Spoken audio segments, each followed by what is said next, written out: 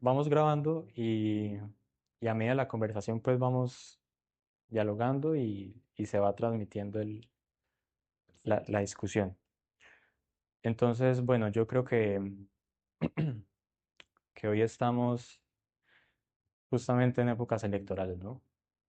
Y por estar en épocas electorales siempre está en la opinión pública, ¿sí?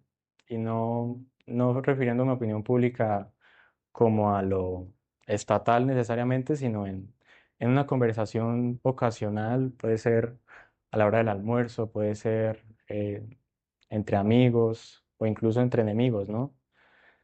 Hay una idea que me gusta mucho de la política y es que la política se define por amistad y enemistad, ¿sí? Es decir, la amistad es con quien se identifica uno y con quien también uno quiere construir una idea de política y pues el enemigo es aquel que no quiere que uno haga parte de eso y viceversa, ¿no? Pues uno tampoco quiere que su enemigo político construya su idea política, ¿no? Mm, Dentro de esto, pues obviamente hay varios matices.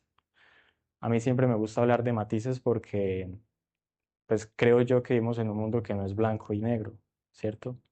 No sé si tú estás de acuerdo conmigo en eso. Me parece muy interesante el planteamiento que haces, aunque si eso está en la fundamentación académica, teórica, pues parto del hecho de que tú eres un estudiante de ciencias políticas, entonces me imagino que de ahí lo obtuviste. ¿Mm? Quisiera pensar que a nivel político no existen enemigos, Ok, sino que son posiciones sencillamente divergentes que yo quisiera relacionarlo o pudiera relacionarlo como en un matrimonio, ¿sí? ok. En un matrimonio hay divergencias, Ujú, porque pues, si las dos personas pensaran igual, pues sería muy aburrido, ¿no? mm, Y la riqueza justamente de la diversificación es que permite que hayan propuestas y que se pueda construir. Pues cuando hablamos de política, pues es muy interesante, a pesar de que hoy estamos en un tiempo donde esas orillas llevan es a tener conceptos, opiniones, y la antítesis de esa opinión se convierte en eso que tú mencionas. ujú.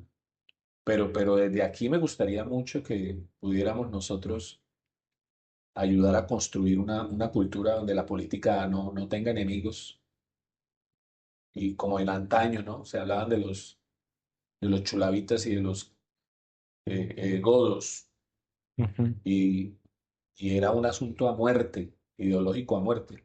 No sé si hoy todavía, pero en ese tiempo se radicalizaba porque pues, bueno, había menos vigilancia con relación, creo yo, al tema de los derechos humanos.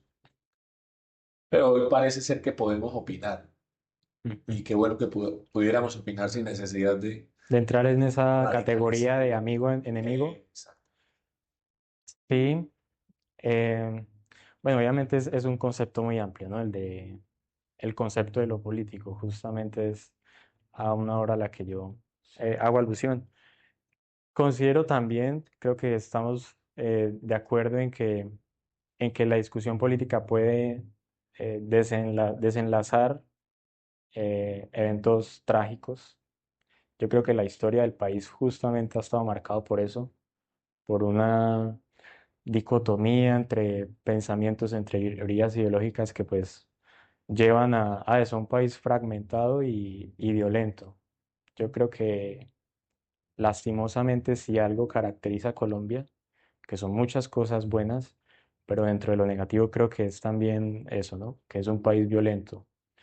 Y en ese sentido, creo también que la moderación discursiva, si se quiere, es necesaria en estos tiempos, y más cuando los actores de la política han sido más bien lo opuesto, han tendido más bien a eso, a fragmentar más el país, a fragmentar más la opinión. Pero creo que esta distinción amigo-enemigo va más allá de lo que consideramos eh, amigo o enemigo, ¿sí? Porque, o sea, es decir, creo que esta categoría puede entrar sin necesidad de llevarlo al extremo. Es decir, uno puede, en cierto sentido, políticamente hablando, eh, convivir con el enemigo, incluso discutir con el enemigo sin necesidad de llevarlo al extremo. En lo personal, sí soy creyente de que existe ese parámetro, por llamarlo de alguna manera, de lo político. Pero hablando entonces de eso, creo yo que si bien hoy estamos creo que estas son, a mi criterio, las elecciones más ideologizadas que ha tenido Colombia, porque hoy se habla justamente de qué es lo que se quiere para el país desde una perspectiva ideológica, ¿sí? Y en ese sentido, creo yo que viene la cuestión que es si realmente existe una visión entre esas dos orillas de país. Es decir, si existe entre las personas de izquierda ser consecuentes con todo lo que implica ser de izquierda y las personas de derecha ser consecuentes de todo lo que implica ser derecha y también las personas de centro. Porque pareciera que a veces, y era algo que discutíamos creo que esta mañana o ayer, que mencionábamos que si alguien era de izquierda porque vivía en ciertas condiciones y cuando dejaba de vivir en esas condiciones, si pasaba a ser de derecha o de centro. Entonces, quisiera abordar esta pregunta como preguntando o como trayéndola a la discusión.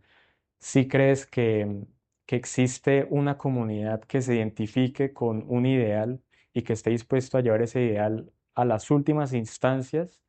Y si incluso ese ideal em, pudiera, digamos, la persona que comparte estos ideales seguir pensando de esa manera, si esos ideales en algún punto lo comprometen a la persona, a decir, bueno, este ideal en el que yo creo, también en algún momento me puede perjudicar en pro, llamémoslo, del bien común o el bien de la mayoría de personas.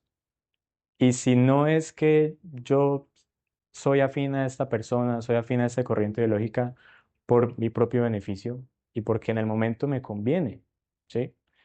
Y no quiero ser muy particular en esos, en ese pensamiento, porque creo que cualquier persona lo pudiera de una vez llevar a lo que sucede. Y es que, por ejemplo, una persona que hoy recibe un beneficio por una política actual, ¿sí? Obviamente muy personal, muy individual, pues dice, hombre, pues a mí me conviene, claro, seguir apoyando este ideal, pero en el momento en el que ese ideal incluso representa un perjuicio para mí, pues yo sencillamente dejo de creerlo o de adherirme a ese ideal. ¿Crees tú que existen personas o que las personas que votan piensan en esas últimas instancias a la que puede llegar su ideal, ¿sí? Y si hay una comunidad política, o si solamente se piensa es en mi beneficio personal, en lo que la ideología del momento me ofrece a mí y no me importan los demás. Bueno, es una pregunta muy amplia y muy compleja, porque aquí partimos de un hecho, y es cuando uno habla de política, cuando uno habla de la construcción de todo un proceso para gobernar y sobre o en la base de qué criterios vamos a gobernar. Entonces se da por hecho que se organiza una serie de ideas para dejarlo en la manera más sencilla, ¿no? Ujú, Creo que la gran mayoría de vertientes o de corrientes ideológicas, y cuando hablo de la gran mayoría no es que crea que existan muchas, pero las que existen probablemente muchas de ellas se encuentran. Hay muchos asuntos que, que son un común denominador, hablando ideológicamente.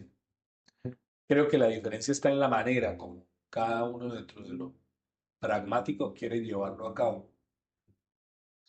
Entonces, pareciera que todo el mundo quiere buscar que algo que se haga, que simplemente traiga un beneficio para aquellas personas que van a estar bajo ese sistema de gobierno.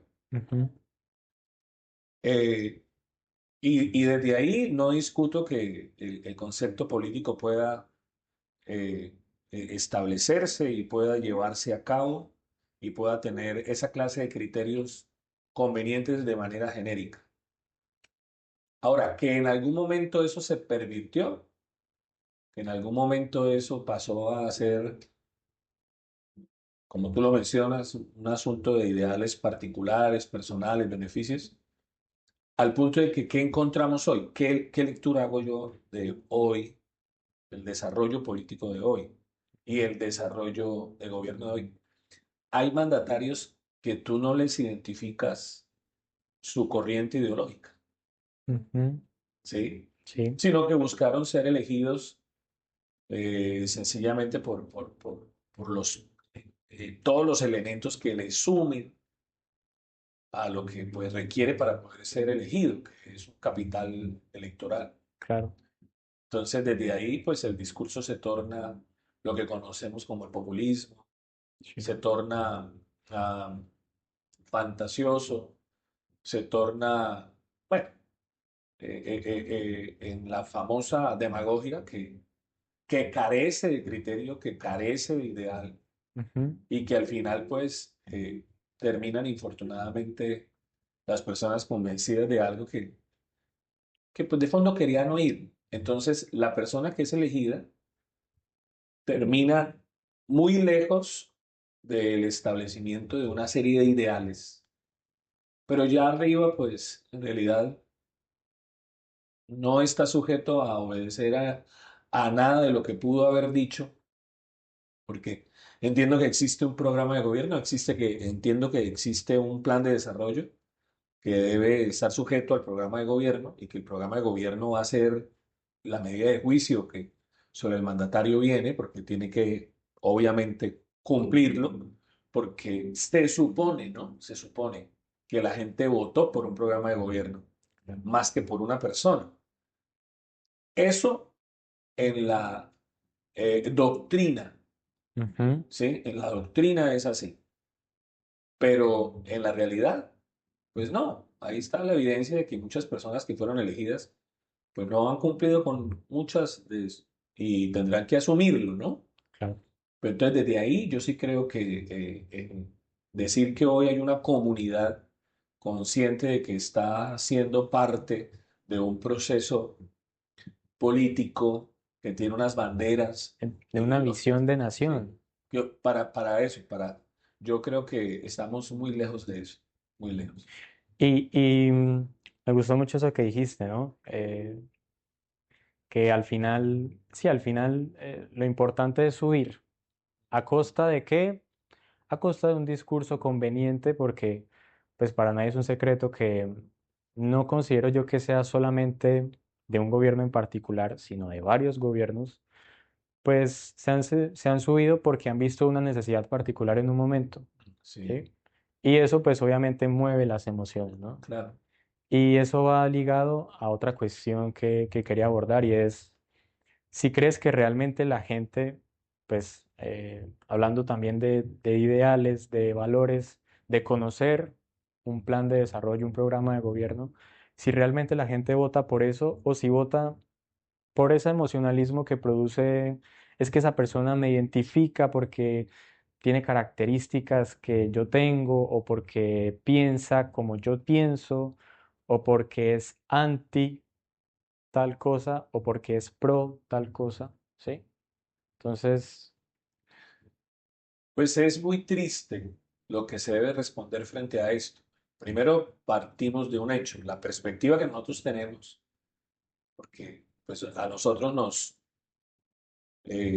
identifica un fundamento, en mi caso como pastor, ujú, en mi caso como cristiano y en mi caso como una persona que pareciera que la sociedad no le admite hoy hablar de esto. Totalmente, Sí, sí. porque no puede Hoy ser. pareciera que la iglesia está censurada de Sí, meterse en temas los públicos. pastores no hablen de política. Bueno, pero los pastores en realidad somos los que más Hablan de criterios política, tenemos para poder hablar de política y de gobierno, porque el tema central de la Biblia es gobierno, pero no el del parámetro público. y desde el que estamos viendo, que Ujú. como dijo el Señor Jesucristo, los príncipes de este siglo se enseñorean, pero entre nosotros no es así, y obviamente hablamos del servicio. Pero bueno, ese sería ya un marco teológico, un marco aún dentro del servicio doctrinal y pudiera ser un pensamiento que dentro del parámetro bíblico pudieran en algún momento enriquecer mucho. Y ahí pues recuerdo algún material, algunos libros y algunos estudios hechos, por ejemplo, acerca del planteamiento de la política, de la teología que pudo haber hecho Calvino en su tiempo. Sí, muy interesante, sí. Muy rico, muy rico Y lo llevó a cabo. y lo llevó a Y cabo bueno, porque no. ejerció y Sí. demostró. Es más, muchas de esas cosas Ujú. se convirtieron en referentes para el sistema de gobierno en diferentes lugares hoy, que Sí. de pronto lo vemos ahí, está como medio difuminado, pero existe, ¿no? Mm. Entonces, pero repito, sería un tema muy interesante después poderlo tratar para tocar algunas cosas muy puntuales. Pero cuando nosotros estamos hablando de eso que tú mencionas el abordaje que estás haciendo, de, de lo que significa o de lo que representa que hoy hayan una serie de promesas, de palabras, de propuestas que, que parece que pareciera que es por lo que la gente está votando. Ujú. Y hoy encontramos que no ese es el panorama que nosotros vivimos. Hoy hablamos más de los personalismos, ¿no? Sí. ¿Cierto? Ujú. Entonces yo voto por fulano, pero no le hemos escuchado ninguna propuesta. Sí. ¿Pero por qué vas a votar por fulano? Ah, porque es que fulano está en contra de Sutano. Y entonces yo no quiero a Sutano. Entonces, todo lo que sea en contra de Sutano, y en este caso puede ser fulano o puede ser Perencejo, Ujú. pues ese va a tener mi voto. ¿Pero lo has oído? No, no lo he oído, pero es que de todas maneras la idea es borrar del mapa al otro, ¿sí? Y entonces hay orillas Claro. y hay adeptos. Y esos, y como estamos en el tiempo de los fans, de los likes, De la sí, deificación del hombre, ¿no? sí, Creo que sí, tiene mucho que ver. mucho. Y eso, y bueno, y eso tiene mucho que ver también con lo que en el último tiempo tendría que pasar, ¿no? Sí. De una corriente, ¿no? Una Una corriente, corriente personalista, ¿no? una corriente personalista. Entonces, desde ahí yo creo que hoy en día la gente no está prestando el oído para, yo quiero oírlo. No, es destituir al otro. Y Claro. ahí creo yo que estamos siendo irresponsables porque no estamos construyendo sobre lo que la persona después pragmáticamente va a poder hacer y por lo cual va a ser medible, volviendo nuevamente a un programa de gobierno, a un plan de desarrollo, a Ujú. unas políticas públicas Claro. que pueden hacer que él lleve a cabo ese plan de desarrollo. Ujú. Sino que entonces, no, pues por lo menos no está el otro. Sí, ese es el criterio. A Bueno, veces, qué miseria, sí. ¿cierto? Y yo creo que sumado a eso ahí, dentro de, digamos, de esta corriente republicana, ¿no? Liberal, de la Constitución, del sistema de separación de poderes, es, siempre se habló en la discusión o en la construcción justamente de este ideal, llamémoslo democrático, que para que las instituciones pudieran responder al sistema democrático también tenía que existir una cultura política. Y hoy yo creo que no tenemos esa cultura política a la que hacían referencia esos ideólogos de ese tiempo, ¿no? Muy influenciados también por el liberalismo americano, por el liberalismo francés, ¿no? Que digamos que de ahí deviene todo el sistema de construcción democrático, separación de poderes, bueno, y creo que hay algo en la teoría que no, que digamos que falló, ¿no? Y yo creo que en ese sentido, bueno, pues, tal vez se ha pecado un poco por el, llamémoslo, por el idealismo con el que en algún momento se construyeron los sistemas de Estado, ¿no? El Estado como se construyó creo que es muy idealista y hasta cierto punto puede fallar en lo pragmático. Pero bueno, esa es otra discusión. Em, Hay algo que a mí me parece muy interesante de un autor que- con el que soy muy afín porque tiene un pensamiento teológico de la política, y es que todo concepto político, ¿sí? En última instancia es un concepto teológico. Y esto es bastante amplio, pero solamente quisiera tomar algunos puntos de esa idea. Y es que hoy lo que vemos es un Estado que suple la función de la iglesia. ¿Sí? Creo que la iglesia cuando tuvo el poder, lastimosamente no lo supo administrar, ¿sí? Históricamente lo podemos ver y creo que eso derivó en lo que hoy llamamos Estado, que es como una especie de institución neutra, si uno pudiera llamar, a la que puede acceder alguien de derecha, alguien de izquierda, alguien de centro. A mí me gustan mucho los matices que hacen algunos profesores, por ejemplo, de asumir, existen democracias autoritarias, existen democracias anarcocapitalistas, existen democracias socialistas, existen democracias liberales, ¿sí? O socialliberales. Entonces creo yo que en última instancia el problema es en quién se depositó el poder, ¿sí? Y creo que en eso el Estado, pues, ha tenido eh, muchos quiebres, muchas cosas todavía por resarcir, sobre todo considero yo en el contexto latinoamericano. De pronto en Europa tal vez funciona mejor, pero creo que aquí hay algunas instituciones que no se acoplaron muy bien con la forma de vivir del latinoamericano, ¿no? Y en ese sentido quisiera eh, traer entonces el papel de la iglesia, ¿sí? Y es la iglesia defiende un poder institucional, ¿sí? Es decir, la iglesia debe defender el Estado, la iglesia debe defender un panorama político, ¿sí? Porque si entendemos el Estado es por naturaleza laico, ¿sí? El Estado es por naturaleza neutro frente a la religión, casi que ateo, si pudiéramos llamar, ¿sí? Porque sí, podemos ver en la Constitución que tiene algunos artículos, algunos párrafos donde mencionan a Cristo, donde mencionan el cristianismo, la iglesia, pero en última instancia es un Estado que no se compromete, ¿sí? Porque aquí podemos ver personas de distintas religiones, podemos ver personas que incluso atentan contra la iglesia, ¿no? Y bueno, un Estado que es, entre comillas, defensor del cristianismo, ¿por qué permite movimientos que atenten contra la iglesia? Entonces, evidentemente sabemos que el Estado no es la iglesia y que hasta cierto punto se defiende la iglesia como se defiende cualquier otra institución o cualquier otro movimiento político, ¿sí? O ideológico, si queremos llamarlo. Entonces, en ese sentido, ¿la iglesia qué defiende? ¿Sí? ¿Valores o defiende un poder institucional? ¿Sí? Y tal vez de pronto acá tengamos alguna diferencia. ¿Sí?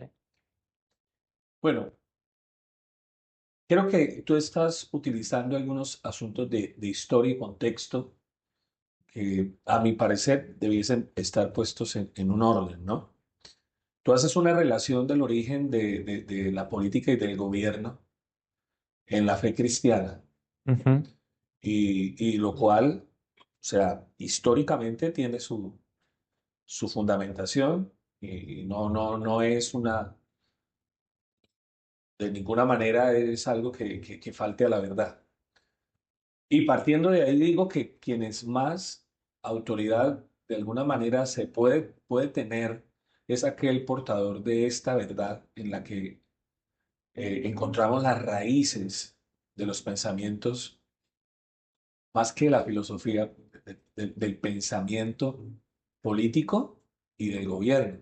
Ujú, Eh, Porque independientemente de que la República, dónde nació, en qué civilización, en qué tiempo, y que pudo haber sido antes de la era cristiana, y que hubiese podido existir otras civilizaciones, otras estructuras de gobierno, ¿no? ujú, Vemos a lo largo de la historia, desde probablemente de los caldeos, o desde la antigua Babilonia, desde los egipcios, y cuando hablo de Babilonia no estoy hablando ni siquiera de la Babilonia de Nabucodonosor, sino estoy hablando del origen de Babel, ujú, cuando se organizaron grupos, hubo un hombre llamado Nimrod, que quiero tenerlo presente, y que después entonces una serie de civilizaciones a lo largo de la historia, y las que nosotros matizamos en el concepto bíblico.